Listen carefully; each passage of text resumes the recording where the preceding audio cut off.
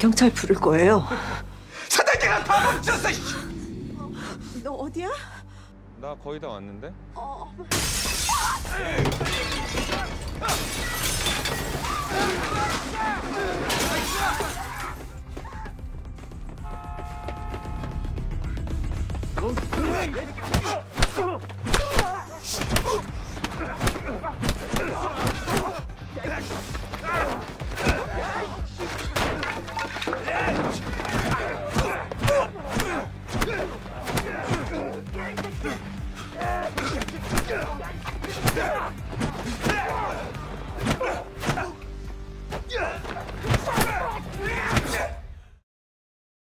Sebelum mulai, kasih komentar dulu dong Bang Udin Editor. Bang, upload drakor dong kali-kali. Oke Bang Geri, nih buat pecinta drakor, saya kasih drakor terbaik dan paling beradrenalin sejauh ini. Nah, jangan lupa nonton sampai akhir, terus komen ya. Halo warga nobar yang suka nonton video orang bersihin kotoran telinga. Nice. Kayak apa kabarnya beretaan bebuhan pian? Sehat-sehat aja kalau paninian. Kembali lagi bersama saya Mamang Tobi, sang pengangguran profesional yang kali ini akan membawakan series berjudul Bloodhounds yang dirilis pada tahun 2023. Series Netflix ini merupakan adaptasi dari webtoon berjudul sama, menceritakan seorang petinju miskin bersama dua sahabatnya melawan lintah darat yang licik dan juga kejam. Series yang mendapat skor 8/10 di IMDb ini penuh dengan aksi brutal yang memacu adrenalin favorit warga nobar semua. So, tanpa berlama-lama lagi, siapkan mata, telinga, dan anu-anuan kalian semua. Mari kita nobar dan inilah Bloodhounds.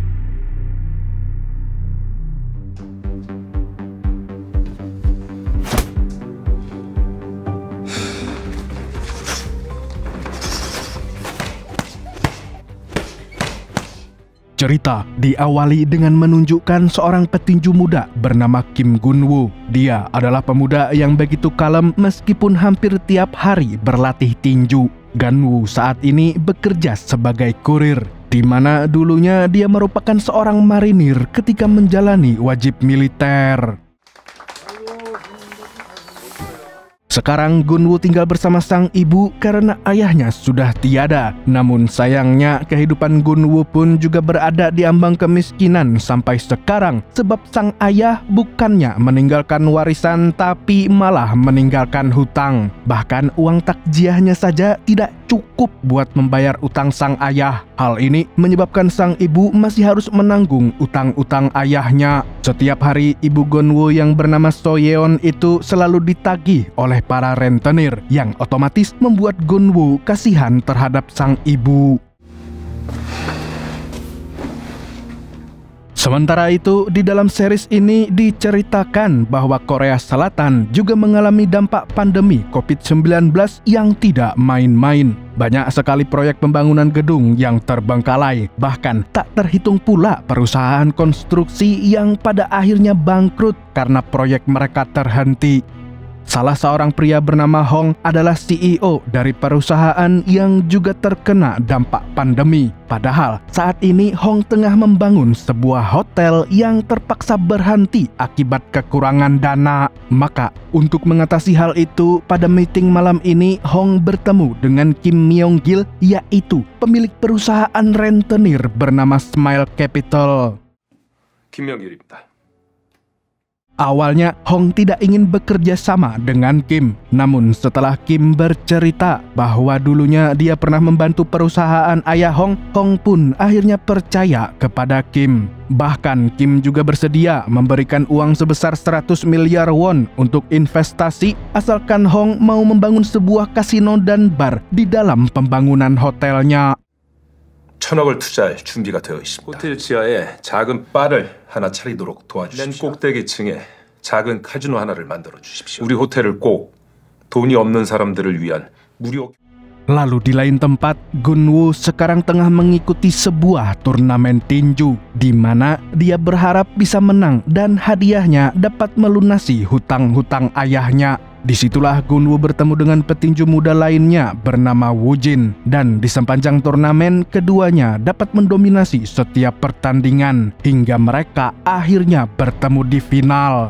Namun berbeda dengan Gunwoo yang tenang, Woo-jin cenderung lebih tengil dan sok jago. Meski kenyataannya Gunwoo tetaplah juaranya.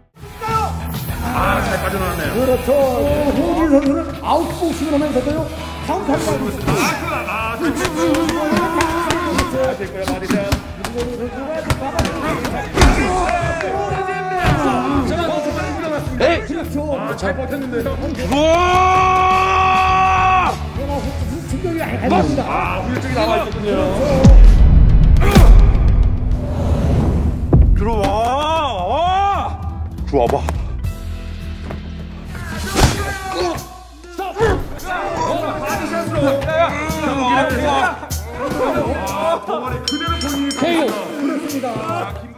Dari turnamen ini, Gunwoo berhak mendapat hadiah uang sebesar 10 juta won, dan uang itu pun langsung digunakan Gunwoo untuk membayar sewa toko milik ibunya. Sesaat kemudian, Gunwoo menemui Woo-jin dan mengajaknya makan bersama. Tadinya, Woo-jin menolak ajakan itu karena mengira Gunwoo hanya kasihan kepadanya. Namun karena Gunwoo memaksanya, Woo-jin pun akhirnya menerima tawaran tersebut. 왼손은 왜 그렇게 세? 나 오른손이 더 세. 나 폐차장에서 알바할 때 훅으로 타이어 치는 년. Dan dari sinilah persahabatan Gunwoo dan Woo-jin berawal. Mereka lantas saling menceritakan keluarga masing-masing, yang otomatis membuat Woo-jin kagum karena Gunwoo hanya menggunakan sedikit uang kejuaraannya untuk dirinya sendiri, sementara sisanya langsung dia berikan untuk sang ibu. Melalui percakapan ini juga mereka berdua akhirnya tahu kalau mereka sama-sama mantan marinir di saat wajib militer dulu. 이어내고 이런 게 너무 좋은 거야. 야, 나도 한번 보여줄게. 3개 간다잉. Di lain tempat, anak buah Kim yaitu karyawan Smile Capital mulai mencari korban. Di sini mereka menawarkan pinjaman uang dengan bunga rendah kepada toko-toko yang sepi pengunjung gara-gara terkena dampak pandemi. Salah satu pemilik toko yang tergiur dalam tawaran tersebut adalah So Yeon. Meskipun agak curiga, namun ujung-ujungnya So Yeon tetap menyetujuinya karena memang sedang membutuhkan uangnya. Sementara di lain tempat, Gunwoo terlihat sedang berjalan menuju kontrakan Woo-jin. Dan saat itulah tanpa sengaja Gunwoo melihat seorang pria yang sedang dikejar oleh seseorang misterius. Tadinya Gunwoo ingin membantunya, namun tidak disangka Gunwoo justru tertangkap oleh orang misterius itu yang rupanya seorang perempuan bernama Hyunju. 가짜야. 도와주려고요. 모르면 나대지 마.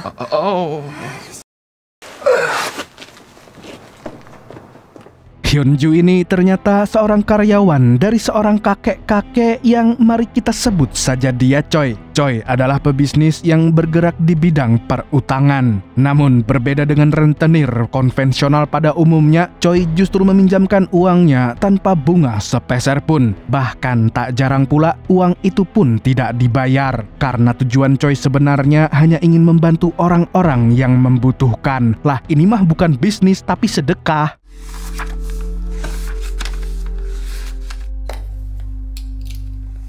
Kebiasaan ini pun membuat Hyunju merasa kesal karena kalau itu terjadi terus-menerus bisnis Choi tidak akan mendapat keuntungan. Namun sebaliknya Choi justru meminta Hyunju agar tidak terlibat masalah apapun. Choi jadi sangat khawatir ketika melihat tangan Hyunju terluka. Untuk itu Choi menelpon mantan anak buahnya yang bernama Moon Gwang-mu supaya mencari bodyguard yang cocok untuk menjaga Hyunju. 경호에 능하고 그래 부탁 좀 할게. 예, 충성. Tak saranin Mayor Teddy aja bang, dijamin cekatan. Sementara di lain tempat, Kim dan para petinggi Smile Capital malam ini sedang berpesta. Mereka sudah berhasil memikat Hong dan kini saatnya merayakan bersama. Rupanya salah satu karyawan perusahaan Hong telah berkhianat. Dari dirinya lah Kim bisa bertemu dengan Hong. Dan sebagai imbalannya, Kim memberinya emas batangan. Karena selain mempertemukan Kim dengan Hong, dia juga berhasil meyakinkan wali kota untuk membangun kasino dan bar di dalam hotel Hong. 전화해서 받고 좋은 애들 열 때 보내라고 하고. 대표님께서 다 생각이 있으시겠지. 어디부터 칠래? Dan di saat yang bersamaan, anak buah Kim yang kali ini dipimpin oleh orang kepercayaan Kim bernama Junmin mulai beraksi. Mereka mendatangi kafe Soyeon untuk menagih hutang, dan ternyata di dalam kontrak yang ditandatangani oleh Soyeon kemarin tertera bahwa pihak yang berhutang harus membayar 10% dari pinjamannya dalam kurun waktu 24 jam. Soyeon yang tidak mengetahui hal itu otomatis terkejut, sementara Junmin menganggap Soyeon mengingkari janji. 경찰 부를 거예요. 사장님아 다 멈췄어. Soyeon pun panik. Dengan lumayan ketakutan, Soyeon langsung menelpon putranya yang saat ini masih berada di luar. Gunwoo sendiri begitu mendapat telepon dari sang ibu tercinta, sontak saja berlari pulang karena dia harus menolong ibunya yang ada di kafe miliknya.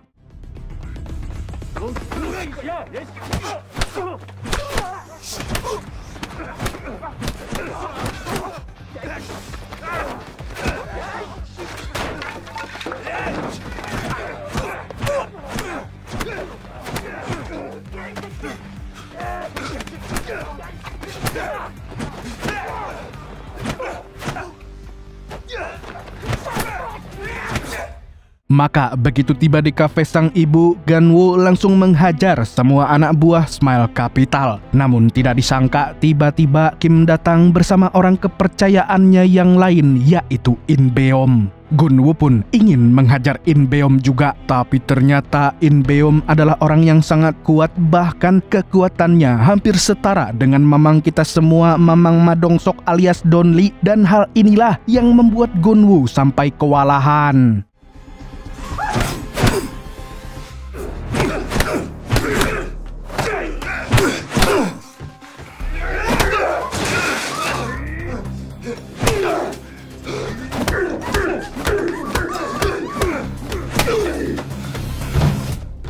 Dalam waktu singkat, Gunwoo pun bisa takluk di hadapan In Beom. Namun karena Kim melihat Gunwoo yang sangat tangguh, Kim berniat untuk merekrut pemuda itu ke dalam timnya. Tapi Gunwoo menolak tawaran itu dengan kasar yang membuat Kim sangat tersinggung. Maka tanpa rasa belas kasihan sedikit pun, Kim langsung menggores luka yang dalam di wajah Gunwoo.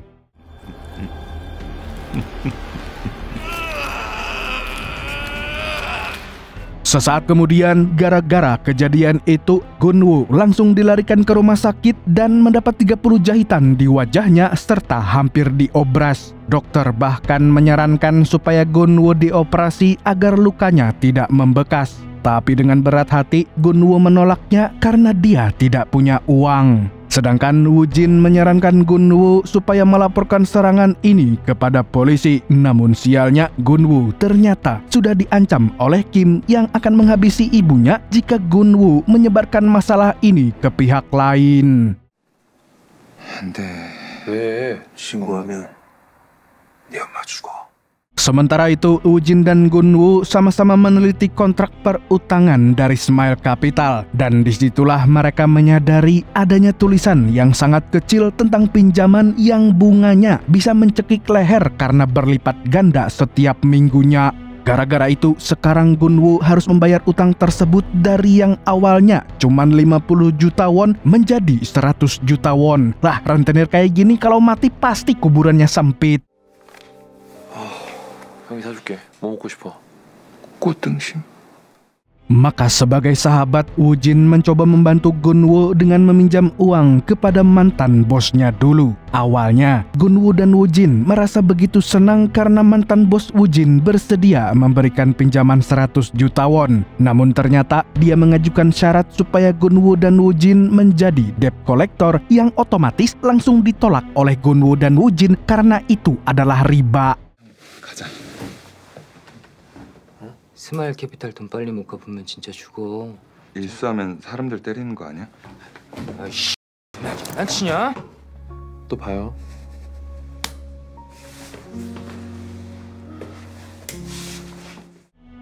Sementara di tempat lain, Hyun-ju sedang mengintai pergerakan anak buah Kim. Ternyata mereka melapor kepada Junmin dan menyerahkan uang hasil utang dari para rentenir di Korea. Dan sekarang Hyun-ju mulai mengerti para karyawan di Smile Capital itu telah mencuri identitas yang berasal dari para tunawisma. Sehingga yang tercatat dalam utang rentenir adalah identitas orang lain yang tidak tahu apa-apa. 목표하신 금액에 맞출 수 있도록 일도 열심히 하겠습니다. 만들어 보겠습니다. Sebelum lanjut, saya pengen ngingetin ke warga nobar semua, zaman sekarang banyak banget penipuan kayak gini. Jadi, jangan sampai nyebar identitas kalian ke sembarangan orang, apalagi sampai foto muka sambil megang KTP. Jujur, saya pernah tuh kena verifikasi website kripto, foto sambil megang tulisan. Dan kita kembali lagi dengan Woo-jin dan Gun-woo yang kebetulan bertemu dengan Moon Gwan-moo. Karena Moon teringat dengan pesan Choi yang memintanya mencari bodyguard buat Hyun-ju, Moon seketika menyuruh Gun-woo dan Woo-jin untuk menemui Choi secara langsung. Karena menurutnya Choi pasti akan memberikan pinjaman yang diinginkan oleh Gun-woo. 대출이 좀 필요해서 연락드렸습니다. 그 중학교 자퇴해서 면제받았다고 했던 거 부산 호랑이 같은 분이지만 진짜 정말 님이 해병이시냐고? 예. 뭐라는 거야? 주민번호 적어. Keesokan harinya, Gun-woo dan Woo-jin akan bertemu dengan Choi di sebuah restoran sushi yang dijaga dengan sangat ketat. Dan ternyata cuman Gun-woo yang mendapatkan kesempatan wawancara. Hal itu membuat Gun-woo merasa antusias sekaligus tegang. Namun akhirnya Gun-woo menceritakan kejadian yang menimpa dirinya dengan sang ibu, dan hal itu membuat Choi ikut merasa sedih. 도와주겠다고 생각하고 좋은 마음으로 이겨내자고. 말이야. 죄송합니다. 제가 말주변이 조금 부족합니다. Setelah wawancara, Gun-woo yakin kalau dirinya akan diterima oleh Choi. Padahal tanpa dia tahu, Choi justru merasa ragu karena berpikir jika Gun-woo adalah orang yang terlalu pendiam. Meskipun di sisi lain, Choi juga menyukai sifat Gun-woo yang sangat gigih. 밥 모양이에요. 그 오늘 안으로 해결해 주세요. Lalu pada malam itu, Gun-woo makan malam di rumah bersama sang ibu dan juga Woo-jin. Lalu tiba-tiba saja seseorang datang ke rumah Gun-woo lalu memberinya uang 100 juta won. Tentu saja Gun-woo merasa bingung hingga orang itu memperkenalkan dirinya bahwa dia adalah suruhan dari Choi. Ternyata Choi telah menerima Gun-woo menjadi karyawannya dan uang 100 juta won itu merupakan gaji Gun-woo selama 2 tahun. Hal itu tentu saja membuat Gun-woo sangat senang karena akhirnya dia bisa melunasi hutang ibunya di Smile Capital. 엄마가 너무 미안해. 코로나 끝나고 다시 운동하면 돼, 엄마. 괜찮아. 좋은 일이잖아.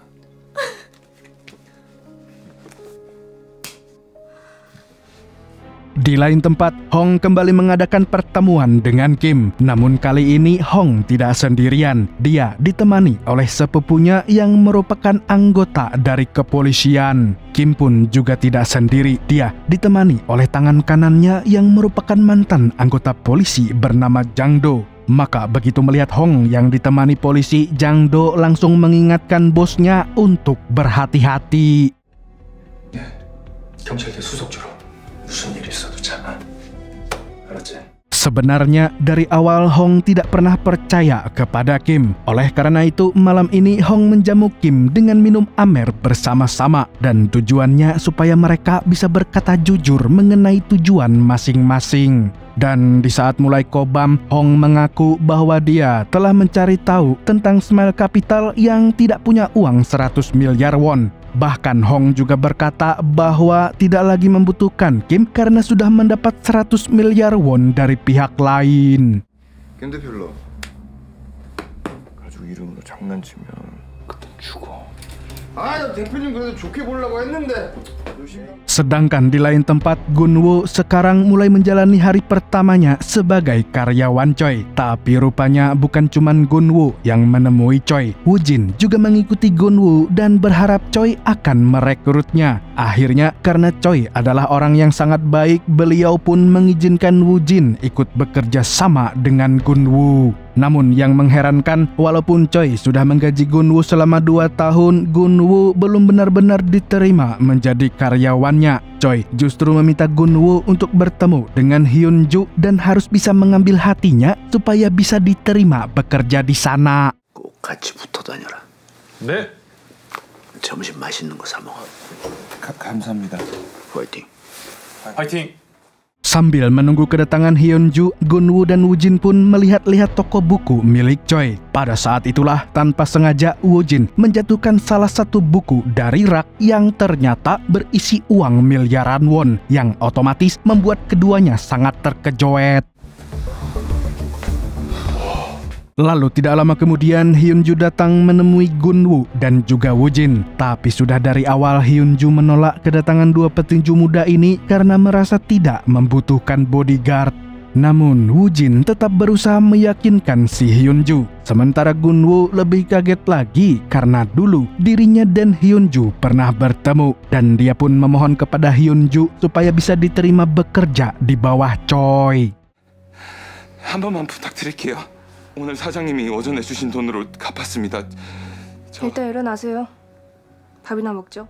Tadinya Hyun-ju memang menolak Gun-woo dan Woo-jin. Namun ketika Gun-woo menceritakan masalahnya dengan Smile Capital, Hyun-ju pun jadi merasa tertarik. Bukan karena dia bersimpati kepada Gun-woo, tapi karena saat ini Hyun-ju masih mengintai Smile Capital dan ingin menggali informasi yang lebih dalam tentang perusahaan mencurigakan tersebut. Hingga akhirnya Hyun-ju mengajak Woo-jin dan juga Gun-woo untuk mengawasi pergerakan perusahaan itu karena ternyata Hyun-ju saat ini tengah mengincar Junmin. 알아요? 알죠. Malam ini Hyun-ju, Gun-woo dan juga Woo-jin mengikuti mobil karyawan Smile Capital menuju kepada sebuah mall yang sudah tutup. Rupanya di tempat itu terdapat para tunawisma yang sedang tidur bergeletakan. Gun-woo dan Woo-jin pun menyusup untuk mencari informasi. Sementara Hyun-ju hanya menunggu di dalam mobil. Dan dari hasil pengamatan mereka bisa disimpulkan kalau karyawan Smile Capital sengaja mengiming-imingi para gelandangan ini dengan program bantuan dari pemerintah. Dan dengan begitu mereka bisa mendapatkan identitas para tunawisma ini. 사람들끼리 도우라고 정부에서 만든 단체인데 신방 구조금도 우리가 대신 다 받아다 드려요. 여기. Namun sialnya di tengah-tengah penyelidikan ini Gun-woo tidak tega melihat seorang tunawisma lanjut usia yang disiksa oleh mereka. Gun-woo pun berusaha membantu kakek tersebut dan menghajar orang dari Smile Capital itu.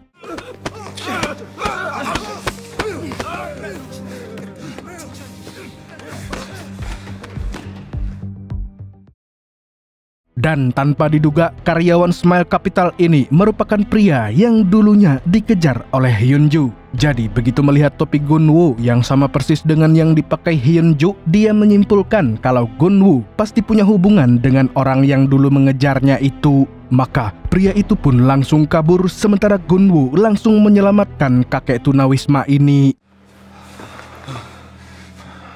Sementara itu, Hyun-ju kesal karena preman yang dia incar telah kabur. Hyun-ju menganggap Gun-woo dan Woo-jin telah mengacaukan rencananya sehingga Hyun-ju tidak ingin lagi bekerja sama dengan mereka. Woo-jin pun berusaha menjelaskan kejadian ini kepada Hyun-ju, tapi perempuan itu tidak menggubrisnya. Sampai akhirnya Gun-woo menunjukkan luka di wajahnya yang diakibatkan oleh bos Smile Capital. 죽어가는데 가만히 있으면 난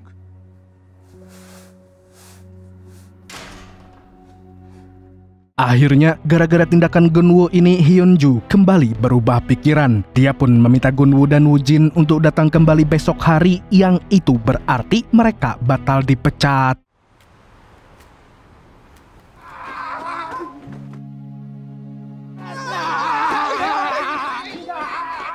Namun rupanya kejadian itu masih berbuntut panjang. Pria yang diincar Hyun-ju ini adalah Yang Jae-myung dan dia langsung melaporkan serangan Gun-woo semalam kepada Junmin. Siang curiga jika selama ini dia dibuntuti dan orang yang membuntutinya adalah suruhan dari Choi. Karena Yang adalah salah satu klien Choi yang berhutang dan tidak mau membayar. 쪽에서 얼마 전에 돈을 받으러 왔더라고요. 그 돈 받으러 온 새끼가 이 빨간색 고양이. 아닙니다. 똑같습니다. Maka esok harinya Junmin dan Yang mendatangi toko buku Choi. Untungnya Hyunju yang berjaga di CCTV langsung mengetahui hal itu sehingga dia bisa mengantisipasinya. Kontan saja Hyunju menyuruh Woo-jin menutup toko dan mematikan semua lampu sehingga Junmin dan Yang tidak menemukan apapun kecuali toko yang sudah tutup.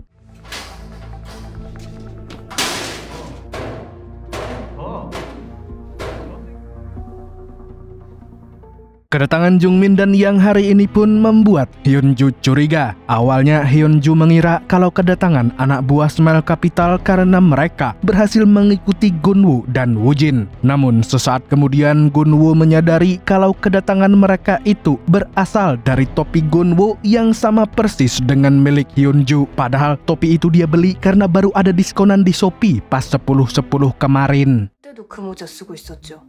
아, 네. 우리 셔터는 알루미늄이 아니라 강철로 특수 제작했어요. Tidak lama setelah itu, Choi datang dan langsung memarahi Hyunju yang masih berurusan dengan Smile Capital. Hyunju pun menjelaskan alasannya bahwa Smile Capital sudah memakan banyak korban. Salah satunya adalah Gunwoo yang wajahnya dirusak oleh bos Smile Capital itu sendiri. Hingga akhirnya Choi penasaran siapa pemilik perusahaan itu sebenarnya. Yang sangat disayangkan, Gunwoo sendiri tidak tahu siapa namanya, kecuali dia mengingat bekas luka yang ada di wajahnya. 왼쪽 뺨에 긴 칼자국이 있었어요. Di lain tempat, si bos Smile Capital alias Kim mulai bergerak untuk balas dendam terhadap Hong. Rupanya, dia sangat kesal dan merasa tersinggung setelah Hong memutuskan kontrak kerjasama di antara mereka berdua. Maka dengan kejamnya, Kim mengirimkan anak buahnya untuk menghampiri kemudian menghabisi Hong.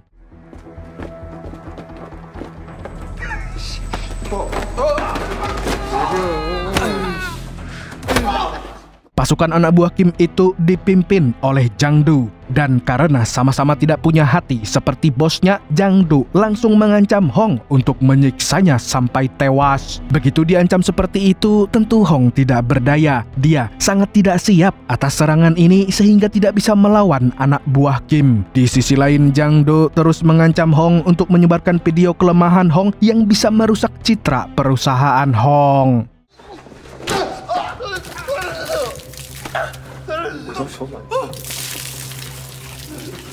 자, 우리 홍 회사님 벌써 봅시다. Sementara itu, Choi rupanya mencari informasi pemilik Smile Capital berdasarkan keterangan dari Gunwoo. Dan terkejutlah dia karena ternyata dia adalah Kim Myung-gil, mantan anak buahnya dulu saat Choi mengelola perusahaan lintah darat. Ternyata dulunya Choi pernah memiliki perusahaan rentenir. Namun Choi memutuskan untuk menutupnya dan setiap karyawan dia beri pesangon tahunan. Sedangkan hutang yang dia pinjamkan untuk para kliennya dianggap hangus begitu saja.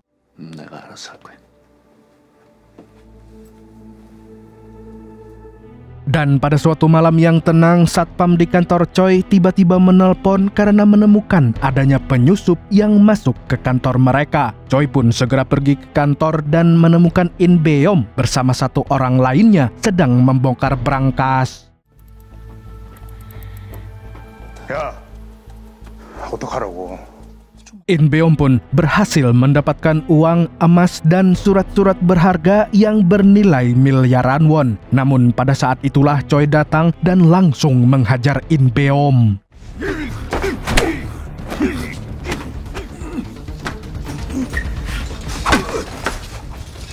Tadinya, In Beom berhasil dilumpuhkan. Namun sialnya ketika Choi akan menyerang satu orangnya lagi, tiba-tiba saja seseorang justru ingin menghabisi Choi. Dan orang itu adalah Kim.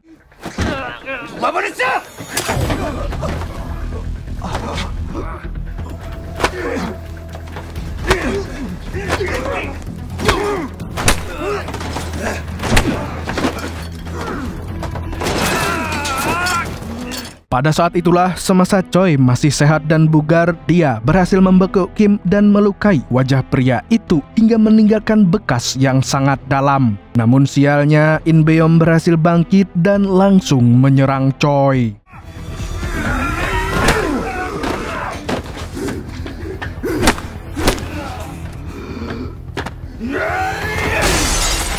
Akibat dari peristiwa itulah Choi menjadi lumpuh. Tadinya Im Beom dan Kim mengira kalau Choi sudah tewas, tapi nyatanya Choi bisa melarikan diri. Sedangkan Kim berhasil membawa seluruh harta Choi yang tersisa, kemudian membakar semua kantor Choi untuk menghilangkan jejak. Dan begitulah kisah masa lalu Choi dan Kim. Dan sekarang ini Choi berniat memindahkan semua isi toko bukunya karena Choi yakin kalau Kim pasti mengirimkan anak buahnya untuk mengawasi perusahaannya. Namun satu hal yang paling penting adalah Hyunju. Untuk itu Choi meminta Hyunju menghindari Yang karena Choi tahu seperti apa sadisnya Kim jika ada sesuatu yang berurusan dengannya. 그게 내 이유. Sementara itu, Kim dan In Beom kini mendatangi brankas emas milik Kim. Dan di tempat penyimpanan itu terdapat sekitar 160 batang emas dengan harga setiap batangnya sebesar 500 juta won yang kalau dipakai buat nyewa Son Horek, nyewanya bisa sampai hari kiamat. Dan saat itu Kim sudah berencana seandainya bisnisnya gagal, dia akan kabur ke Vietnam dengan membawa emas-emas tersebut. Dia sangat yakin dengan jumlah aset sebanyak itu, dia bisa hidup bagaikan raja di negeri orang. Tapi gak bisa kalau raja Jawa sih. 너랑 나랑 이거 들고 공부해.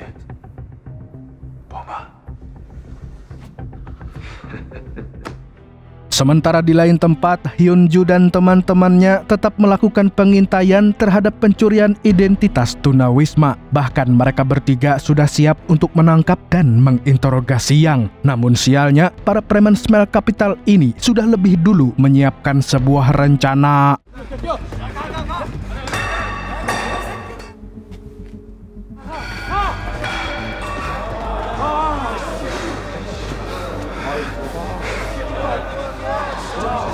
Hyunju yang melihat temannya dikepung oleh para preman langsung panik dan menghubungi Choi untuk minta bantuan. Maka Choi pun segera menelpon anak buahnya yang lain untuk membantu Hyunju. Sementara itu Gunwoo dan Woojin hampir mengalahkan semua preman itu hanya dengan tangan kosong. Hingga sesaat kemudian Hyunju turun tangan dan ikut membantu mereka berdua.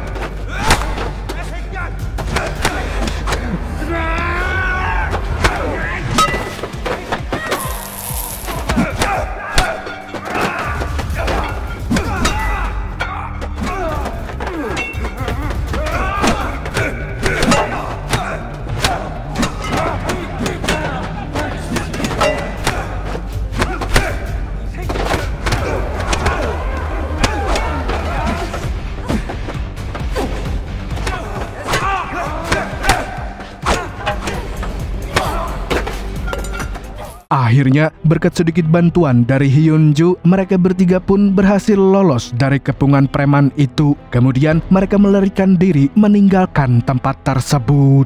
Tapi sialnya, tanpa Gunwoo tahu, Yang bersama dua temannya diperintahkan untuk menculik Soyeon yang ada di rumahnya. Namun untungnya, Soyeon berhasil diselamatkan oleh seorang misterius yang langsung melumpuhkan Yang dengan sangat sadis.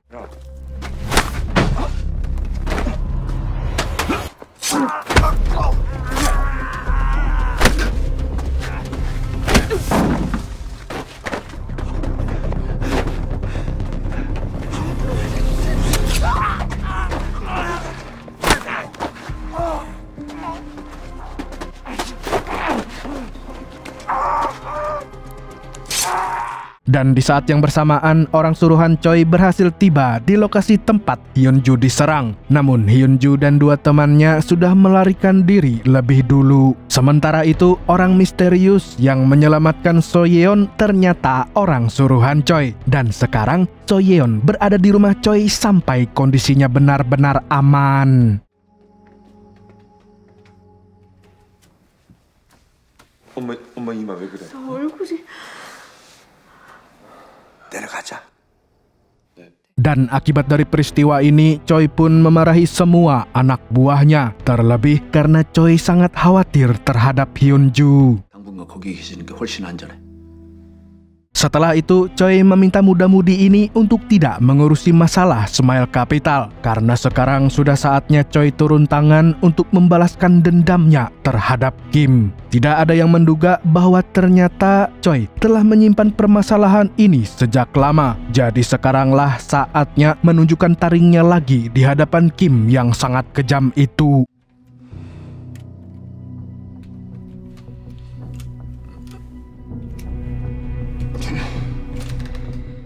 Sementara itu, keesokan harinya, Kim mendatangi rumah sakit untuk melihat anak buahnya yang terluka parah. Di sisi lain, Kim juga mencari tahu siapa yang telah melukai anak buahnya seperti ini. Sayangnya, tidak ada yang tahu mengenai orang misterius itu, kecuali keahlian orang ini dalam menggunakan pisau. 그리고 칼을 정말 잘 쓰더라고요. Orang misterius yang dimaksud adalah anak buah Choi yang bernama Hwang Yangjung. Yangjung sendiri merupakan pemilik restoran sushi yang dulu pernah menjadi tempat interview Choi terhadap Gunwoo. Dan karena dia adalah chef sushi, itulah kenapa dia ahli menggunakan pisau seperti yang diceritakan oleh anak buah Kim.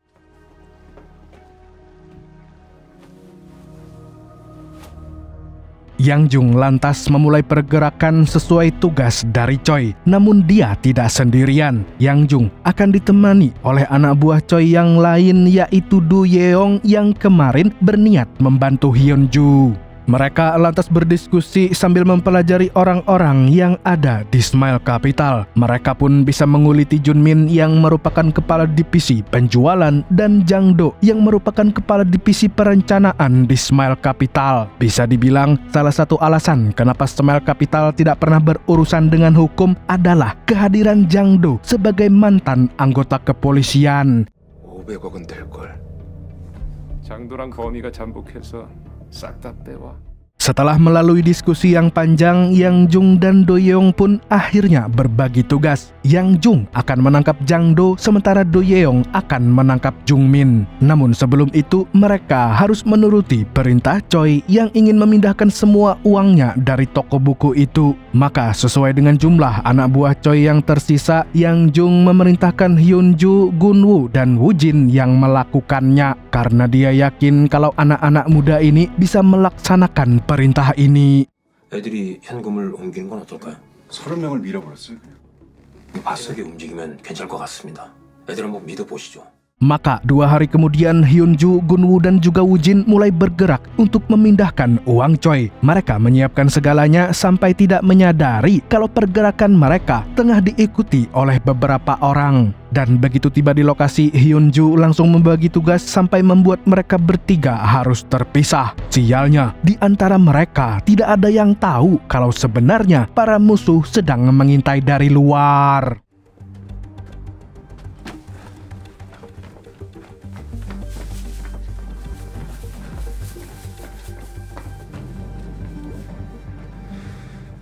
Dan sesaat kemudian baru Hyunju yang menyadari serangan itu. Dia pun berniat mengingatkan Gunwoo dan Woojin, tapi sayangnya semua sudah terlambat karena Hyunju juga menjadi incaran.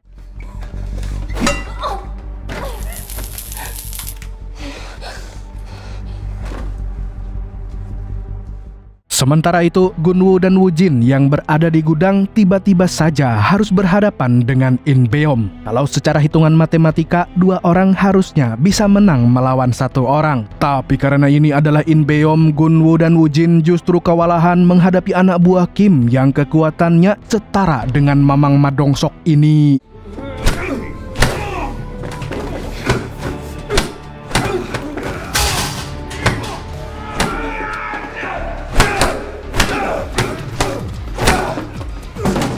Beberapa saat kemudian, In Beom benar-benar menunjukkan kekuatannya. Dan dalam waktu singkat, Gunwoo dan juga Woojin hampir menelan kekalahan. Hingga akhirnya...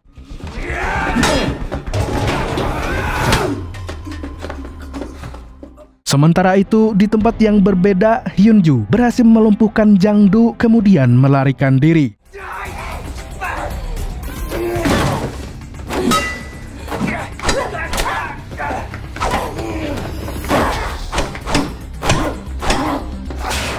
Wanita ini lantas segera menyusul dua temannya yang masih berada di gudang. Untungnya Gun-woo dan juga Woo-jin sudah membekuk In Beom sehingga mereka bisa langsung pergi. Namun di saat mereka kembali, mereka pun menyadari kalau Jang-do yang tadi sudah diborgol rupanya bisa kabur tanpa jejak.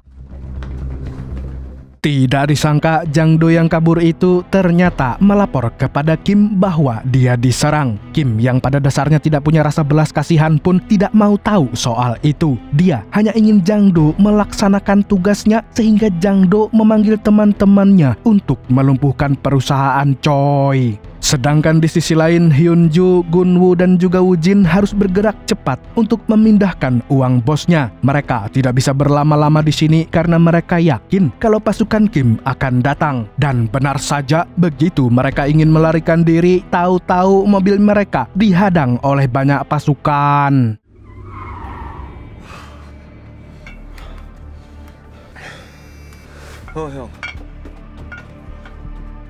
Namun lagi-lagi Hyunju menyadari kalau mereka tidak punya banyak waktu. Dia tahu kalau mereka bertiga harus segera menyelesaikan tugas ini dan bertanggung jawab di hadapan Choi.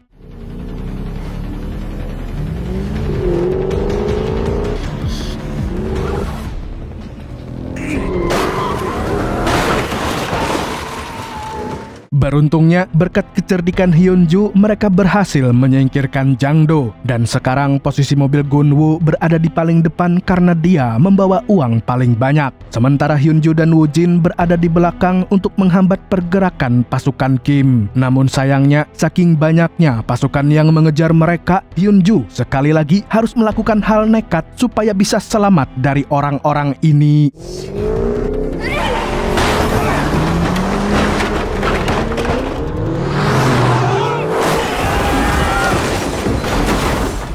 Namun sialnya, di saat Hyunju berhasil menjatuhkan satu mobil, pergerakannya dengan Woo-jin justru terhalang. Dan untuk itu, tanpa banyak pilihan, Hyunju dan Woo-jin akhirnya memutuskan untuk berlari menyusul Gun-woo yang tengah menunggu mereka di depan. Dan sialnya itu pun tidak cukup. Hyunju dan Woo-jin yang berlari sambil membawa tas berisi emas ternyata merasa terlalu berat. Sampai akhirnya mereka terpaksa membuang tas itu supaya bisa berlari lebih cepat. Sherlock bang, daripada nggak ada yang ngambil emasnya.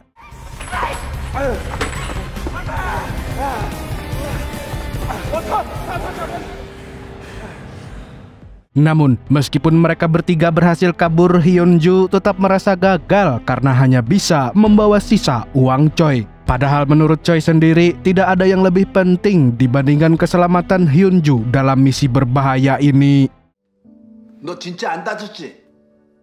Sementara itu, Kim lama-lama curiga kalau semua serangan ini berasal dari Choi. Kim juga sangat yakin jika anak buah Choi yang bernama Yang Jung juga pasti melakukan pergerakan. Dan untuk itu, Kim memerintahkan Jang-do untuk menjaga Jung Min karena kemungkinan besar Jung Min akan menjadi incaran Yang Jung. 제 신상 털었을 수도 있어. 쟨 모르는 게 약이다. Lalu keesokan harinya, Hyunju, Gun-woo, dan juga Woo-jin pergi ke restoran sushi milik Yang Jung karena sudah dijanjikan menu makanan spesial. Disitulah terkuak bahwa Yang Jung juga dulunya mantan marinir yang merupakan senior Gun-woo dan si Woo-jin. Tapi yang terpenting saat ini mereka pun segera membagi tugas untuk mengalahkan pasukan Kim. Yang Jung lantas mengajak Gun-woo dan Woo-jin untuk menangkap si Jang-do, sedangkan Du Yeong dan Hyunju akan menangkap Jung Min. 형이가 영업이사 치는데 깡패들이 있으면은 눈치챘다는 거야. 양쪽으로 나뉘어서 동시에 쳐야 돼. 애들 내가 데리고 갈게. 병원에서 필요할 수도 있어. Maka dari itu, dalam waktu yang sangat singkat ini, Yang Jung segera melatih anak-anak muda ini sebagai persiapan dalam misi kali ini. Kalau Gun-woo dan Woo-jin akan dilatih cara menggunakan pisau, Hyunju dilatih cara menggunakan senjata di saat ia tengah berkendara. 한 번 더. 사심이 칼은 손잡이와 칼날 사이에 방패가 없어. Dan pada malam harinya, anak buah Choi ini pun mulai bergerak. Dan sudah seperti yang Kim prediksi, Jungmin diam-diam diikuti oleh Do Yeong dan Hyunju. Mereka berdua mengintai Jungmin dari sekitar apartemen sebelum Junmin pulang ke sana. 여기서 대기하자. Setelah beberapa saat menunggu, akhirnya Junmin pulang. Seharusnya Hyunju dan Do Yeong bisa langsung waspada. Namun sialnya Do Yeong tiba-tiba ditelepon istrinya yang sedang hamil dan ngidam pengen Indomie soto, sehingga mengakibatkan Do Yeong kehilangan fokus. Untuk sesaat Hyunju memberi informasi bahwa Junmin tidak sendirian. Namun karena Do Yeong tidak mendengar perkataan Hyunju, dia langsung menyerang Junmin.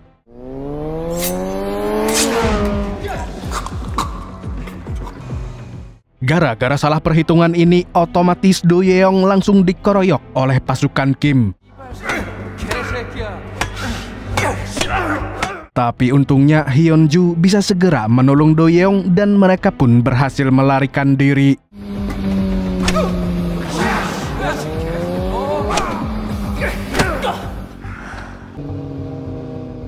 Sementara itu, di lain tempat, Yang Jung, Gunwoo, dan juga Woojin sudah bersiap di rumah sakit untuk menaklukkan Jang Do. Dan karena mereka berhasil menyelinap tanpa Jang Do tahu, dalam waktu cepat Jang Do berhasil ditangkap.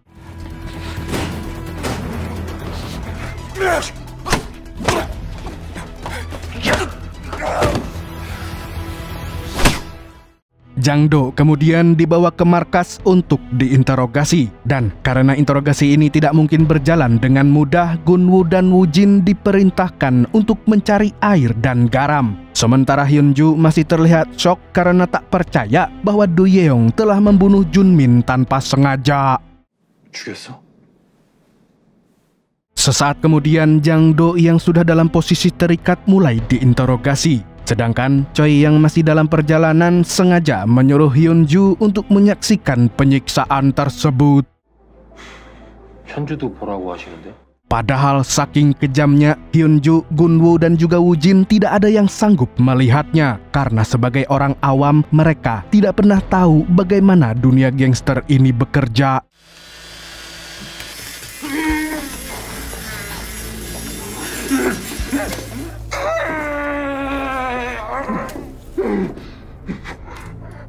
Sampai beberapa saat kemudian Choi datang dan menjelaskan bahwa seperti itulah konsekuensi di dunia hitam, di mana harus berani mati ketika mengalami kekalahan. 명길이랑 너희가 그래 고맙다. 시간이 두 가지가 필요해.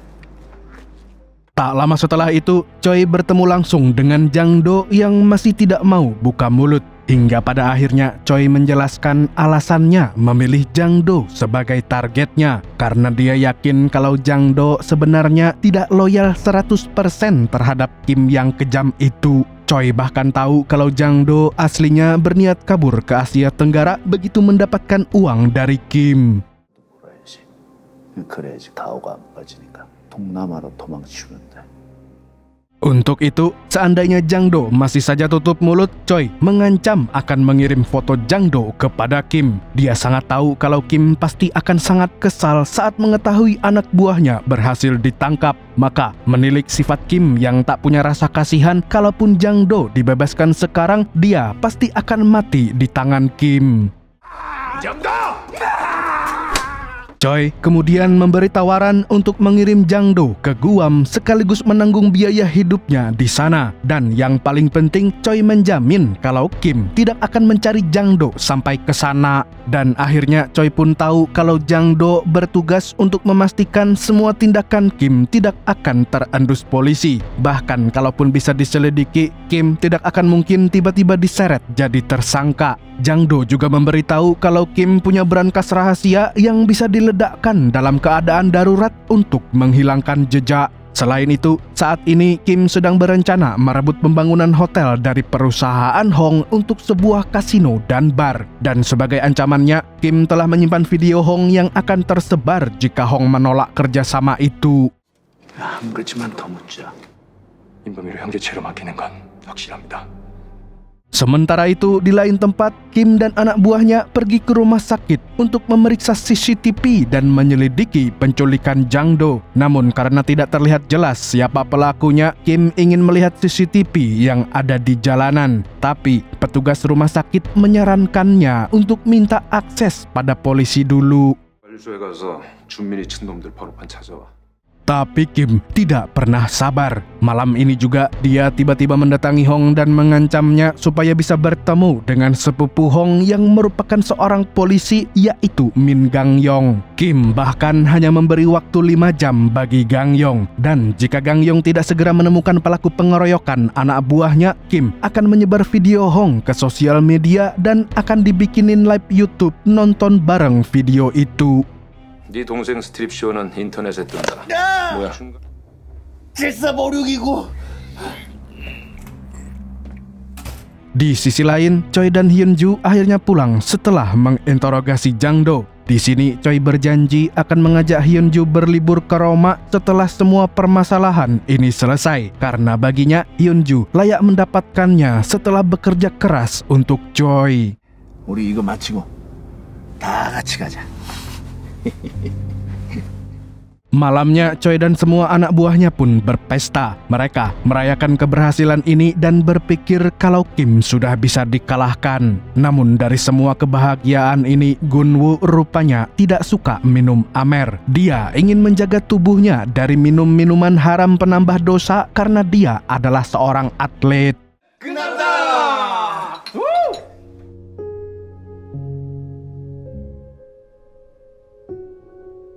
Beberapa saat kemudian, Do Yeong dan Yang Jung berada di luar sambil mengobrol. Mereka berdua saling mengingat masa lalu. Tapi tiba-tiba Do Yeong ditelepon oleh istrinya. Dan saat itulah Yang Jung baru tahu kalau Do Yeong sudah menikah, bahkan akan menjadi seorang ayah. Padahal jika Choi tahu kalau Do Yeong sudah menikah, Yang Jung yakin jika Choi akan melarang Do Yeong mengikuti misi berbahaya ini. Untuk itu, Yang Jung langsung menyuruh Do Yeong pulang demi menemani istrinya yang tengah hamil tua.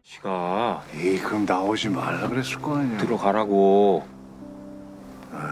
Sementara itu, Choi yang saat ini sedang bersama Gunwoo akhirnya bercerita kenapa dia sangat menjaga Hyunju seperti cucunya sendiri. Ternyata dulunya orang tua Hyunju tewas karena mengakhiri hidupnya sendiri akibat terlilit hutang kepada lintah darat. Jadi, karena Choi tidak tega meninggalkan Hyunju sendirian, dia pun merawat Hyunju dan membawanya ke asrama yang dia miliki. Sekarang dengan adanya Gunwoo dan Woojin, Choi merasa berterima kasih karena pada akhirnya Hyunju bisa menjadi cewek yang ceria. Untuk itu, Choi akan membangun sebuah arena tinju pribadi untuk latihan Gunwoo. Bahkan, Choi sudah mengikhlaskan 100 juta won untuk Gunwoo yang membuat Gunwoo berjanji akan menyelesaikan misi penangkapan Kim. 그때까지 임대료 무료.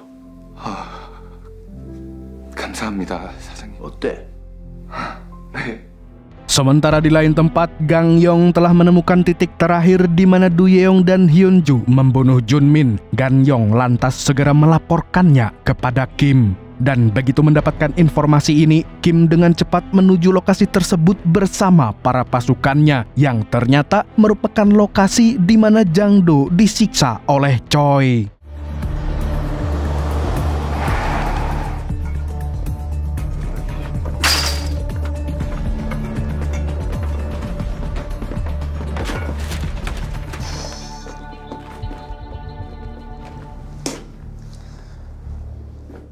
Pada saat itulah anak buah Kim berhasil menemukan KTP Do Yeong yang ketinggalan di lokasi. Maka tanpa basa-basi, Kim dan pasukannya langsung menuju rumah Do Yeong yang saat ini masih tertidur bersama istrinya.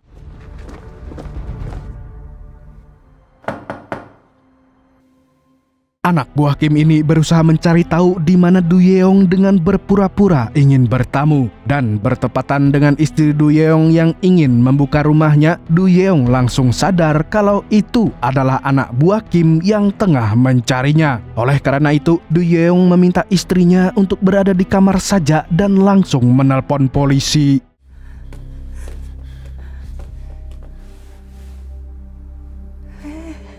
내가 나중에 설명할게. Beberapa saat kemudian, setelah memastikan kalau istrinya aman, Du Yeong pun segera menghadapi para pasukan Kim yang mulai memasuki rumahnya. Dan dengan cepat pertarungan pun dimulai.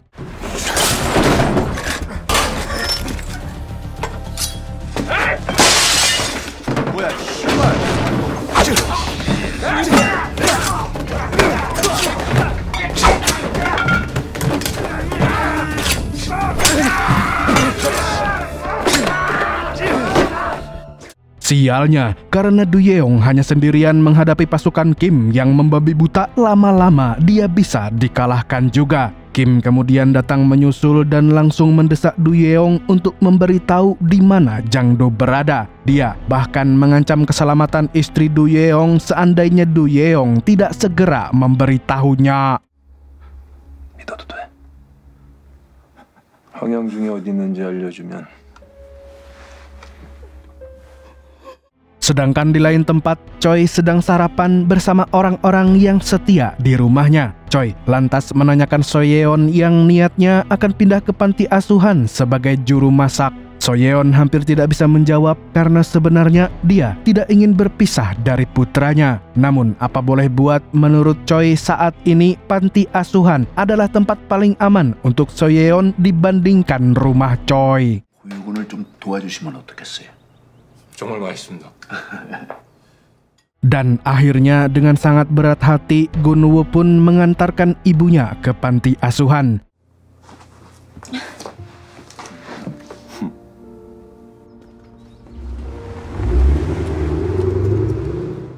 Sementara itu, Yang Jung seperti biasa pergi ke restorannya. Tapi pagi ini restorannya masih sepi, bahkan para karyawannya pun belum datang. Pada saat itulah seseorang tahu-tahu datang dan mengancam Yang Jung. Siapa lagi kalau bukan Kim, sang bos Smile Capital.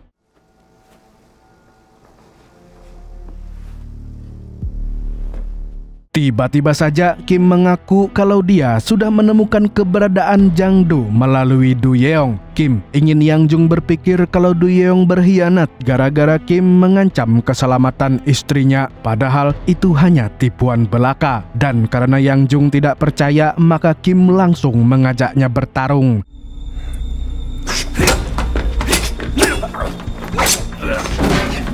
Tanpa Yang Jung tahu, Kim sudah bersiap untuk pertarungan ini. Kim ini tidak hanya menyimpan pisau di sepatunya, dia juga memakai pelindung sehingga menyulitkan Yang Jung untuk menyerangnya. Sehingga mau tidak mau, dia harus kalah di tangan Kim.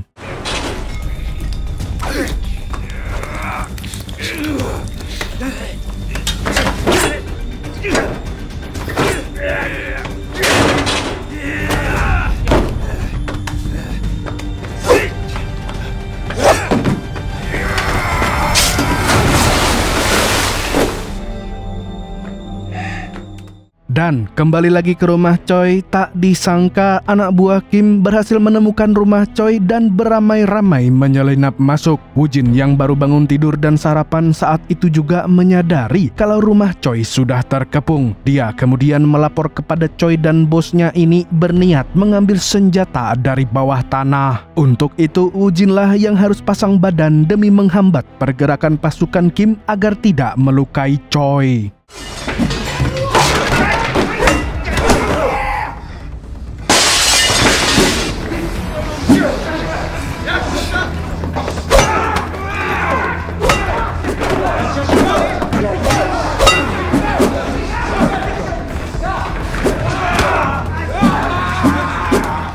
Sayangnya, Woo-jin kalah jumlah. Sekalipun dia adalah seorang petinju yang handal, namun Woo-jin tidak akan sanggup melawan pasukan sebanyak ini. Tenaga Woo-jin pun lama-lama habis dan pada akhirnya...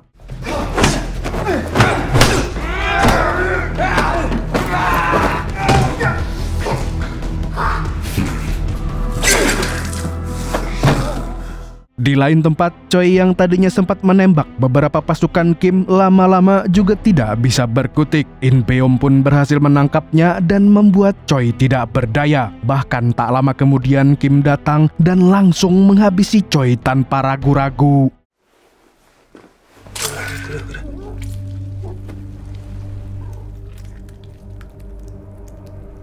Sementara itu, Gunwoo yang baru saja mengantar ibunya ke panti asuhan kontan terkejut melihat rumah Choi yang sudah terbakar. Dengan cepat, Gunwoo dan Hyunju segera mencari Woojin dan juga Choi. Sesaat kemudian, Hyunju berhasil menemukan Choi. Namun yang amat disayangkan, Choi ditemukan dalam keadaan sudah tidak bernyawa.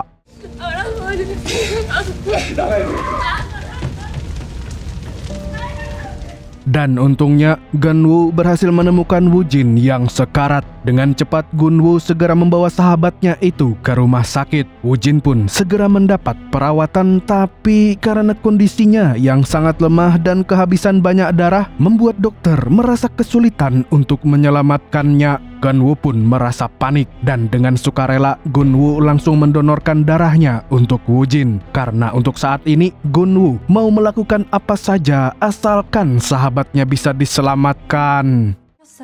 이거면 홍우진 환자 살릴 수 있는 건 선수거든요. 저 이 정도로 안 죽어요. 진짜 괜찮아요.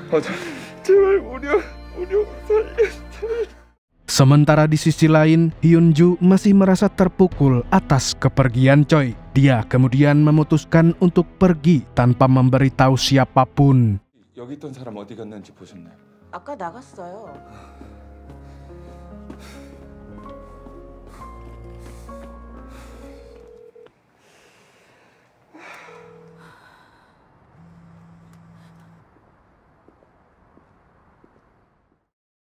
Sedangkan Gunwoo yang menunggu Woojin akhirnya mendapat kabar kalau operasi Woojin berjalan sukses. Dan sekarang Woojin masih menunggu pemulihan di ruang perawatan intensif.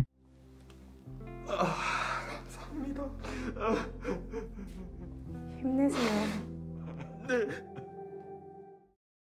Beberapa bulan setelah tragedi serangan itu, Woojin sudah sembuh dan kini tinggal bersama Gunwoo. Mereka berdua saat ini berada di rumah kecil yang terletak di desa karena bersembunyi dari Kim. Namun, mereka juga tidak tinggal diam. Sekalipun sudah aman dari Kim, Gunwoo dan Woojin tetap melatih tubuhnya supaya bisa lebih kuat karena masih bertujuan membalaskan dendam Choi kepada Kim.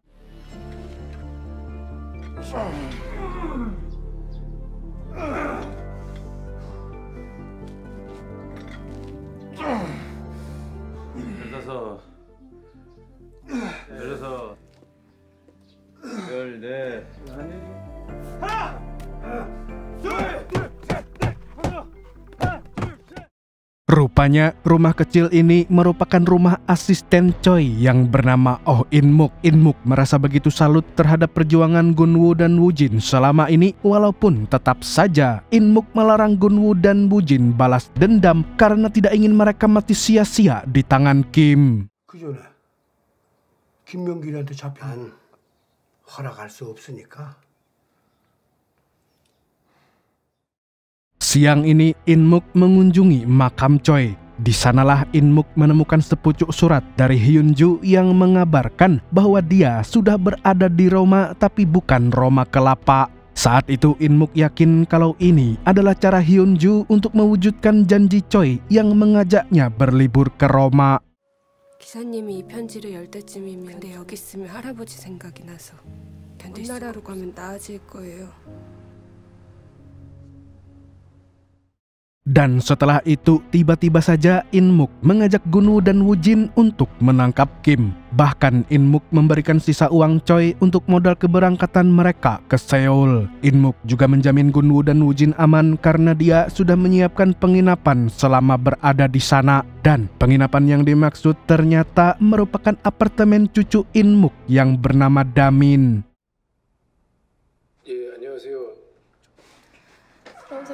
제가 돌아왔을 때 테이프가 뜯겼거나 다시 붙인 저기랑 위 하나씩 있어요. 누가 왜 자실 거예요? Tidak hanya uang dan penginapan yang diberikan In-muk, beliau juga meminjamkan mobil yang dulunya merupakan milik Choi. Dan sekarang Gunwoo dan Woojin mencari sekutu untuk melawan Kim. Orang pertama yang mereka tuju adalah mantan bos Woojin yang dulu pernah hampir meminjamkan uang 100 juta won untuk Gunwoo. Namun rupanya Pak mantan bos ini tidak ingin membantu Woojin. Bukannya apa-apa, tapi karena dia tidak ingin berurusan dengan Smile Capital yang terkenal begitu kejam dan sangat berbahaya. 난 안 되겠다. 형이 제발. Akhirnya, karena belum berhasil menemukan tambahan personil, Gunwoo dan Woojin mendatangi Moon Gwanmu. Mereka berharap bisa mendapatkan sisa kesetiaan dari mantan anak buah Choi. Namun sayangnya, kondisi Moon saat ini juga tidak baik. Kantornya telah hancur karena dia juga terjerat utang. 내가 채권을 한 달 안에 회수해오지 못하면 절반을 내가 물어낸다. 그렇게 적혀 있더라고. 그 계약서 스마일 캐피탈이랑 비슷합니다. Dan dari pertemuan ini, Gunwoo memberitahu bahwa Choi sudah tewas di tangan Kim. Berita ini pun membuat Moon sangat terkejut. Dia tidak menyangka kalau mantan bosnya yang sangat baik itu bisa mati di tangan mantan anak buahnya. Sesaat kemudian setelah bertemu dengan Moon, Gunwoo dan Woojin kembali mengintai Yang Jae-myung yang masih bekerja mencari para tunawisma. Lama-lama Gunwoo tidak sabar kalau hanya mengawasi dari jauh. Maka dengan fisiknya yang jauh lebih kuat, Gunwoo langsung menaklukkan Yang. 다 말할 테니까 때리지만 마라.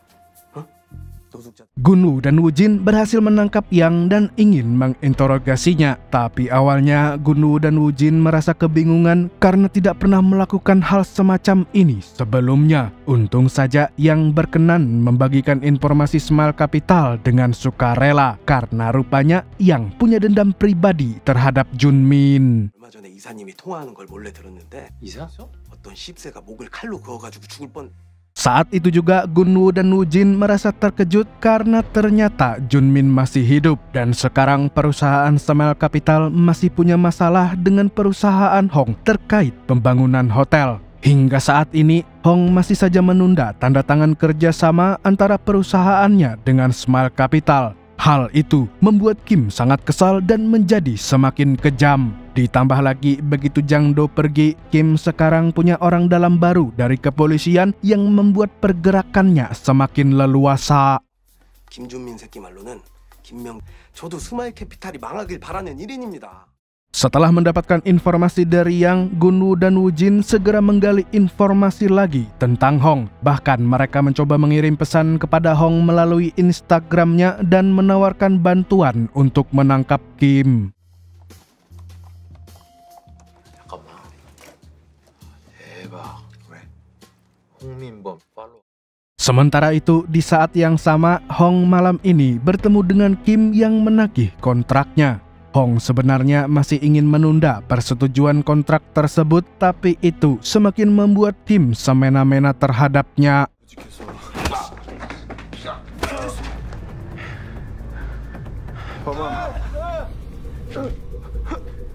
안 고쳐오면 동영상 풀고 그 동영상 때문에.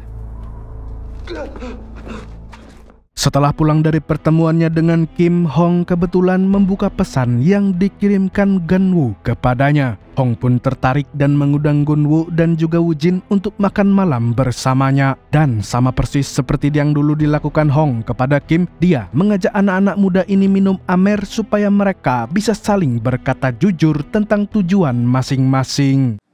안녕하세요. 앉읍시다. 그쪽도 칼 맞았어요? 아니요. 저는 Tapi seperti biasa, awalnya Gunwoo menolak permintaan itu. Namun karena Woojin yang baru saja pulih setelah dioperasi, ia tidak bisa melakukannya. Sehingga Gunwoo lah yang ikut minum demi menghormati Hong. Yang tidak disangka-sangka, Gunwoo ternyata punya kadar toleransi alkohol yang begitu tinggi. Sampai-sampai ketika Hong sudah sangat teler, sedangkan Gunwoo masih sehat walafiat. Namun itu justru membuat Hong percaya kepada mereka.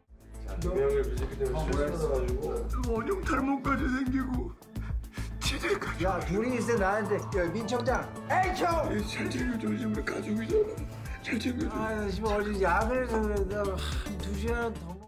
Akhirnya Hong bersama Gunwoo dan juga Woojin pun menyusun rencana untuk membekuk Kim. Gang Yong juga ikut andil dalam rencana ini dengan menyewa tim hacker dan seorang detektif. Rencananya mereka akan meretas HP milik Kim lalu menghapus video Hong yang ada di sana. Dan tidak cuma itu, Gang Yong tahu kalau Kim punya brankas pribadi yang bisa diledakkan melalui aplikasi di ponselnya. Itu juga akan menjadi target mereka untuk menjatuhkan Kim.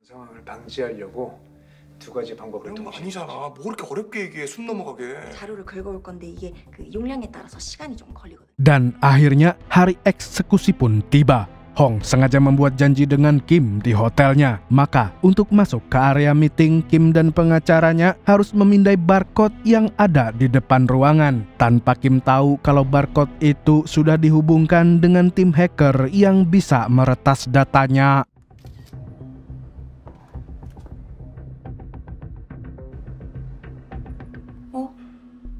왜? 뭐야? 여기는 상황은 아니었습니다.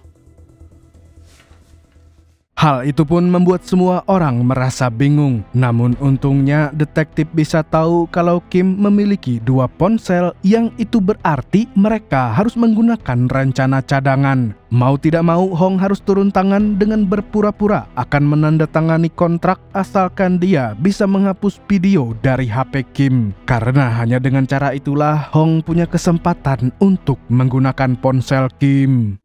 조금이라도 낌새가 이상하면 형이 바로 치고 들어갈 거야. 그러니까 한 번만 용기를 내자. Akhirnya Hong memberanikan dirinya menggunakan rencana kedua. Dia lantas menemui Kim dan pura-pura pinjam HP untuk menghapus video. Pada saat itulah Hong harus cepat-cepat menyambungkan HP Kim dengan sinyal Wi-Fi di dalam ruangan sehingga tim cyber dapat mengakses seluruh datanya.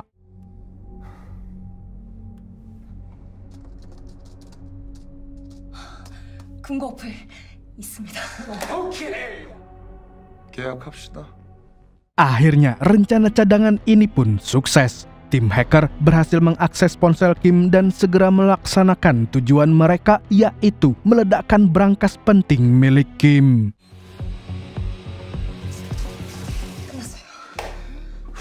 야, 이거 싹다 뽑아. Sementara itu, Kim yang tidak punya firasat apapun langsung pulang begitu saja. Hingga akhirnya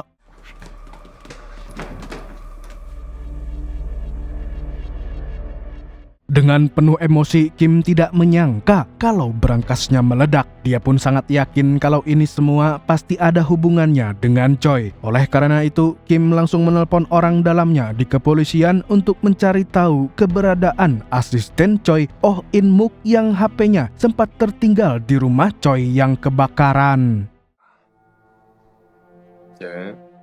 Orang dalam di kepolisian yang menjadi antek-antek baru Kim adalah Jaemin, yang tanpa diduga dia berada dalam satu divisi dengan Gang Yong. Gang Yong yang tidak tahu apa-apa pun tanpa sadar bercerita kalau dia tengah menyelidiki Smile Capital dan akan menangkap Kim. 반년 정도 사채꾼 하나를 보고 있는데 이제 정리되는 대로 공유할 테니까 같이 따고 들어가자. Jadi, begitu Jaemin mendapatkan berita ini, dia langsung melaporkannya kepada Kim. Informasi dari Jaemin itu membuat Kim yakin kalau Jang-do pasti membocorkan keberadaan brankasnya kepada orang lain. Dan satu hal yang dia sadari, bahwa saat ini pasti masih ada anak buah Choi yang tersisa dan ingin membalas dendam. Tapi ada satu hal yang tidak Gunwoo dan Mujin tahu, kalau Kim masih menyimpan video Hong di dalam laptopnya dan akan menjadi senjata rahasianya. 오빠가 동영상 갖고 있다는 걸 알리는 게 낫지 않아? 스마트하시네? Dan keesokan harinya, anak buah Kim mulai mencari keberadaan Oh In Muk. Berdasarkan informasi yang didapatkan dari Jaemin, akhirnya mereka bisa menemukan Oh In Muk lalu menangkapnya. In Beom lantas mengirimkan foto Oh In Muk yang sudah babak belur kepada Gunwoo.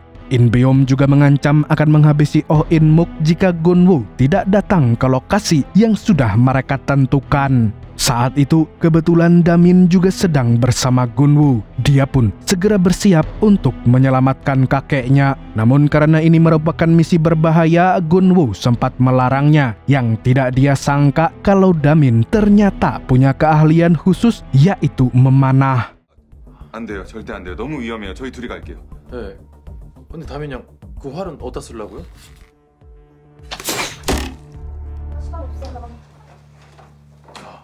Dan pada akhirnya mereka bertiga pergi ke tempat Oh In Muk diculik. Bahkan Moon yang baru sembuh dari cedera pun ikut membantu demi membalaskan dendam Choi terhadap Kim.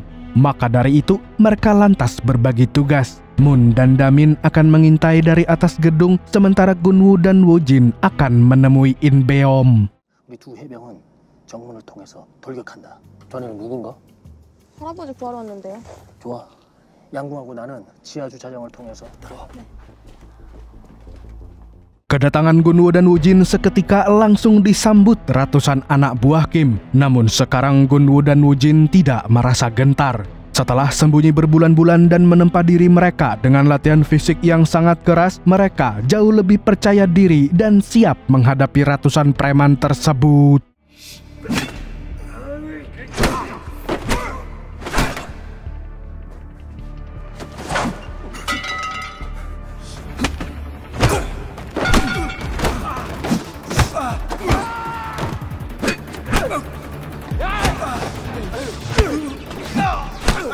Sesaat kemudian, Gunwoo dan Woojin sudah terlibat dalam pertarungan yang sangat sengit. Damin yang tidak turun langsung ke medan pertempuran pun membantu Gunwoo dan Woojin dari lantai atas.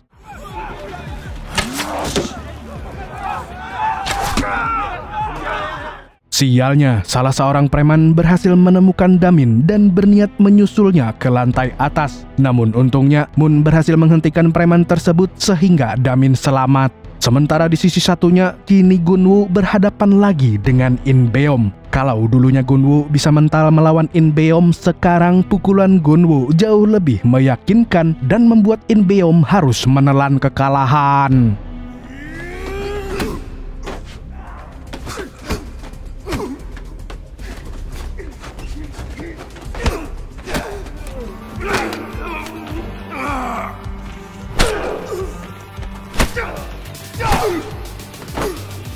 Sedangkan di sisi satunya, sekarang Woojin membantu Moon untuk menghabisi seorang preman. Sekarang Woojin tak punya alasan untuk memberi ampun karena preman itulah yang menusuk perutnya saat serangan di rumah Choi. Jadi begitu Woojin mendapat kesempatan, dia langsung menghabisinya tanpa permisi.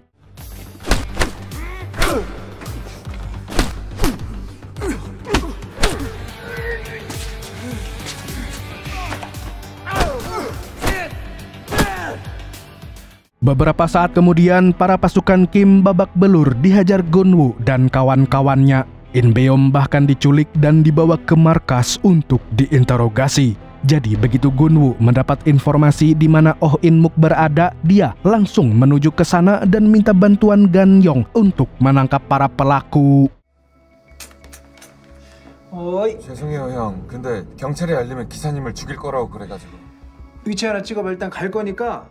Sialnya, Ganyong yang belum tahu jika ada pengkhianat di tubuh kepolisian menelpon Jaemin untuk menuruti permintaan Gunwoo. Dengan informasi itu, Jaemin kemudian memberi kabar kepada Kim sehingga dengan cepat Kim segera memindahkan lokasi penyekapan Oh In Mook. Alah, gara-gara polisi korup lagi, oknum kok di mana-mana ada.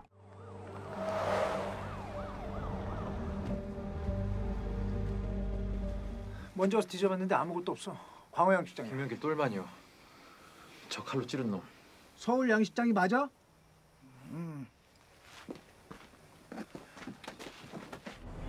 Sementara itu, Moon yang berhadapan dengan In Beom langsung menginterogasi pria itu untuk mencari tahu di mana Kim menyimpan hartanya. Tapi In Beom bukanlah orang yang mudah cepu. Bukannya membocorkan rahasia bosnya, In Beom justru memilih COD dengan malaikat maut yang membuat Moon seketika panik.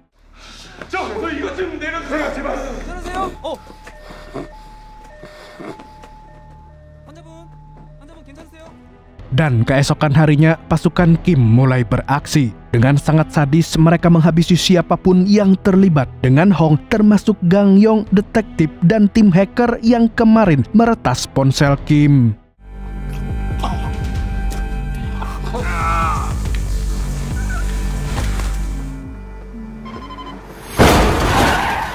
Dan rupanya Kim juga sudah mengetahui dalang di balik kerusuhan pasukannya, yaitu Gunwoo dan Woojin. Untuk itu, Kim lantas mengundang mereka berdua di sebuah tempat yang ternyata adalah lokasi penyekapan Oh In Mook. 내가 네 엄마 죽인다고 얘기했지. Maka malam ini juga Gunwoo, Woojin, dan Damin segera berangkat ke tempat perjanjiannya dengan Kim. Namun sebelum sampai di lokasi, Damin lebih dulu diturunkan supaya dia tetap aman dan tidak terlibat dalam perkelahian. Dan sesaat begitu tiba di lokasi, Gunwoo dan Woojin akhirnya berhadapan dengan Kim dan Junmin bersama Oh In-muk yang sudah tidak berdaya. Dan tanpa menunggu lama, pertarungan pun langsung terjadi.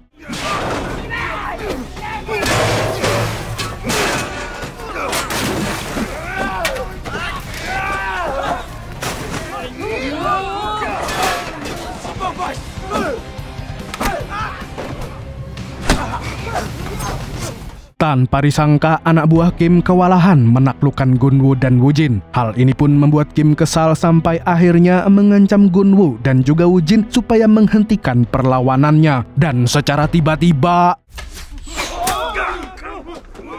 rupanya Damin mengikuti Gunwoo dan Woojin dan kini dia berhasil menyelamatkan kakeknya sementara Kim kabur tak tahu kemana. Dan pada akhirnya penyerangan ini sudah tersebar ke polisi. Dengan banyaknya bukti yang telah dikumpulkan oleh Gang Yong, pihak kepolisian mulai meringkus anak buah Kim yang masih tersisa. Sayangnya, meskipun Smile Capital sudah dibekuk polisi, hal itu belum membuat Hong tenang karena Kim belum tertangkap. Hong sangat khawatir jika Kim masih menyimpan videonya dan akan menyebarkannya kalau posisinya mulai terdesak. Namun Gang Yong berusaha menenangkan sepupunya dan meyakinkannya kalau Kim pasti akan tertangkap. 끝난 게 아니잖아요. 이 정도는 김명길이 어디로 도망칠지 알 수 있을 것 같아서요. 맞아요. Sekarang perusahaan Smile Capital benar-benar hancur. Maka sesuai dengan rencananya, Kim akan kabur dengan membawa semua hartanya. Tapi sayangnya saat ini hanya Jang Do yang mengetahui kemana Kim akan pergi. Sehingga Gunwoo harus mencari tahu di mana Jang Do berada sekarang. 그 한 장은 10,000원이 아니라 100만 원이었죠. 1,000만 원. 바로 입지로입니다. Dan benar saja, begitu Gunwoo mentransfer uang, Jang Do langsung menelponnya. Gunwoo lantas memberi kabar bahwa Smile Capital sudah diringkus polisi, tetapi Kim masih melarikan diri. Namun di saat Gunwoo menanyakan tujuan Kim, Jang Do justru minta uang 1 miliar won. Tak disangka, Jang Do ternyata kecewa kepada Choi yang sudah tewas sehingga tidak lagi mengirimkan uang dan sekarang Jang Do benar-benar miskin. Untuk itu, inilah kesempatan bagi Jang Do untuk punya uang lagi. 10억이 잘 생각해. Untuk itu, Gunwoo dan Woojin lantas menemui Hong. Mereka menceritakan komunikasinya dengan Jang Do yang sempat membuat Hong khawatir kalau Jang Do hanya menipu. Namun setelah Gunwoo meyakinkan Hong, pria itu kemudian langsung mengirim uang kepada Jang Do dan Jang Do menepati janjinya. 컨테이너 번호는 TJBU 900-4230. 김 대표가 정치자금 대준 사람이 베트남 정부의 고위 관료야. 내 이름 대고 잘 흥정해봐. 참고로 현금 좋아하신다. Ternyata Kim berencana kabur ke Vietnam menggunakan kapal laut. Dia bahkan sudah mengemas seluruh hartanya dengan sebuah kontainer besar. Gunwoo dan Woojin pun menyelinap ke pelabuhan dan mengaku bernama Jang Do untuk mencari Kim.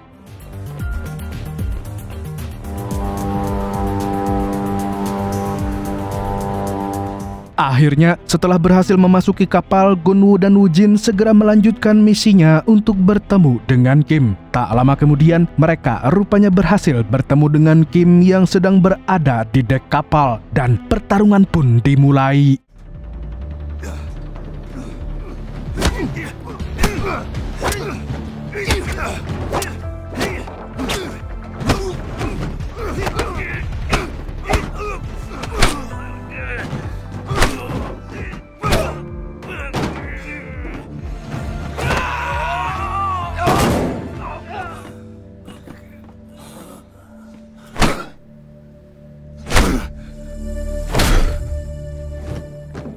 Dan pada akhirnya setelah melalui pertarungan yang begitu sengit, Gunwoo dan Woojin berhasil mengalahkan Kim dan anak buahnya. Mereka juga bisa menghapus video Hong sehingga konglomerat satu itu tidak akan khawatir. Namun yang paling mengejutkan sekaligus membahagiakan, Gunwoo dan Woojin berhasil menemukan satu kontainer yang berisi penuh dengan batangan emas senilai 84 miliar won.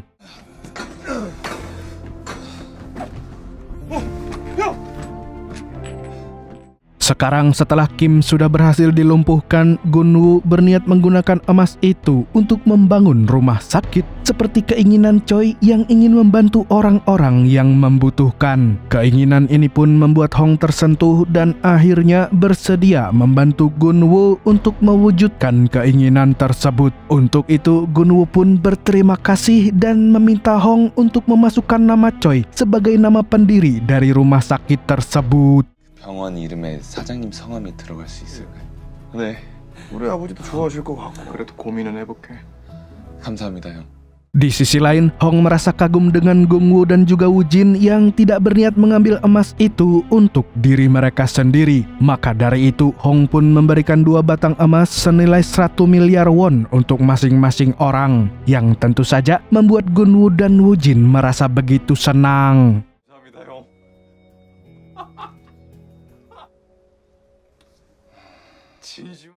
Dan akhirnya setelah Gunwoo dan Woojin menyelesaikan misinya, mereka menjemput Soyeon yang ada di panti asuhan. Sekarang Gunwoo bisa hidup bersama lagi dengan sang ibu dan series ini pun tamat.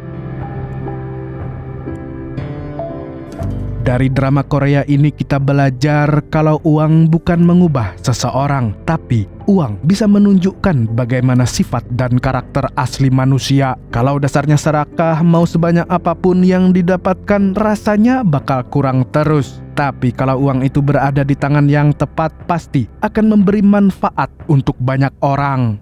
Segitu dulu untuk hari ini. Saya Tobi mewakili orang yang sering diteror SMS, spam telepon, chat WA, debt kolektor pinjol karena ada temen yang gak mau bayar dan memilih buat galbay alias gagal bayar, mengucapkan sampai jumpa di video selanjutnya dan kamsia. Assalamualaikum warahmatullahi wabarakatuh.